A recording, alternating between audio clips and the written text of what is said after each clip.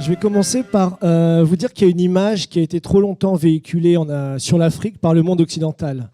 L'image d'une Afrique pauvre, d'une Afrique arriérée, d'une Afrique non civilisée, d'une Afrique sans histoire, sans gloire, sans héros. Il faut décoloniser aujourd'hui l'histoire de l'Afrique. Représentation artistique du pont entre Brazzaville, République du Congo, et Kinshasa, République démocratique du Congo, avec le chemin de fer, la route, les pipelines, les lignes électriques, la piste cyclable et la voie piétonne. Donc ça n'existe pas. Non, ça n'existe pas. Ça, c'est le futur. Lui, sur la question du franc CFA, soyons clairs, disons les choses telles qu'elles sont. La France et l'Europe mènent une politique d'esclavage monétaire vis-à-vis de l'Afrique, et c'est cette politique qu'il faut arrêter immédiatement. Tous ces pays, aujourd'hui, sont sous curatelle.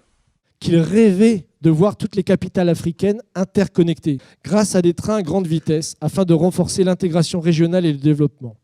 La Chine est prête à coopérer avec l'Afrique pour transformer ce rêve en réalité. La Chine est prête et c'est le défi que nous venons lancer aujourd'hui à la France d'enfin voir l'Afrique avec les yeux du futur. On a une falsification, ce que Cheikh Anta Diop appelle une falsification consciente de l'histoire de l'humanité qui a été opérée depuis plus de 200 ans et qui continue encore aujourd'hui. C'est-à-dire que c'est la négation systématique de l'apport de la civilisation noire dans l'histoire universelle.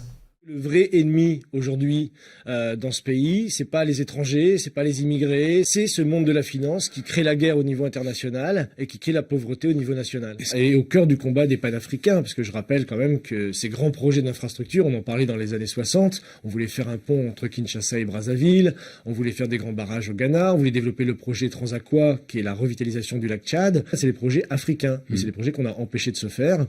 On voit Modibo Keïta qui au Mali avait essayé justement de lancer une politique de grands projets. C'est normal que les peuples aient envie d'avoir accès à l'électricité, à l'eau, à la santé, à l'éducation. J'aimerais vous faire revivre un petit peu ce sentiment d'optimisme, d'enthousiasme, d'émerveillement. Donc moi je vais parler du spatial et l'Afrique.